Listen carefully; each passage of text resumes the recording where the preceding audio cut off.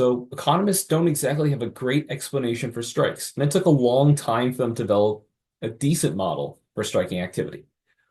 One of the problems is that strikes are really costly, and back in the day, they were really bloody.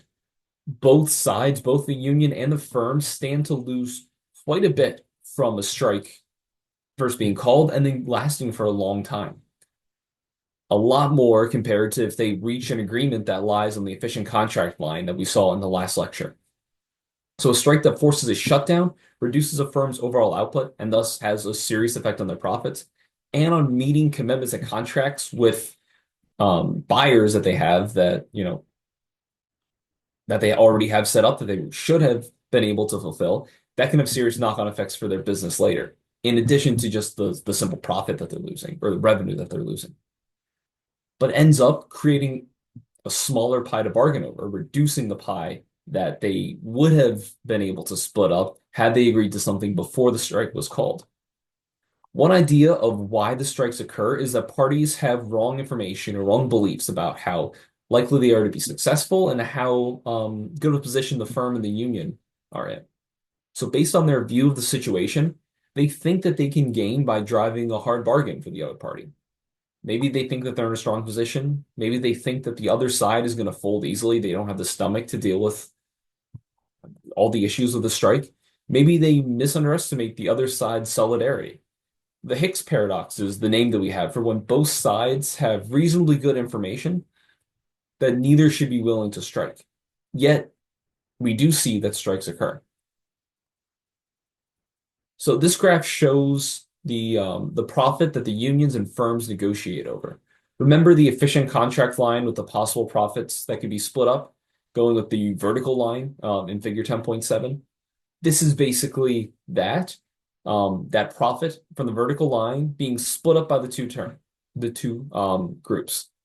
So in this example, the possible profits are $100 that can be split in any way by the union and the firm.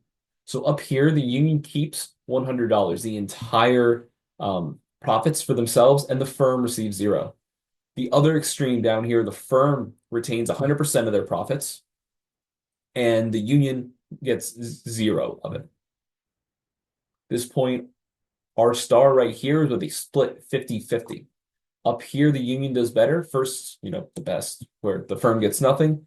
And then moving down this way, the union takes less and less of the profit till they get to 50% where it's split evenly. And then as we move past the 50-50 point, here the firm is keeping more and more of the profits until we reach down here where they keep everything in union. The union gets nothing. So let's say that in this example, the firm offers this point RF. They keep 75% of the profits of $75 and they leave $25 for the firm. For the union. On the other hand, the union counters with this offer. They want to keep 75% of the profits for themselves, so $75, and the firm only gets $25 to keep. Now, if they won't budge or they won't move close enough to somewhere in the middle like our star, they can end up striking. Maybe it's due to bad intel, maybe it's overconfidence that they have in their position, but they fail to reach an agreement and a strike is called. As the strike continues, it's going to be costly, either back in the old days, damaging physical capital that the firm has, or simply just lasting long enough that it significantly reduces production and the firm loses a lot of revenue, so that reduces their profits.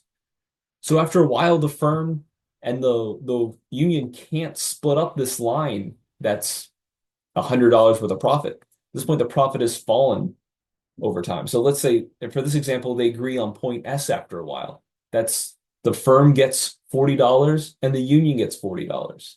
Note that only adds up to $80. That $20 worth of profit has been destroyed by the strike.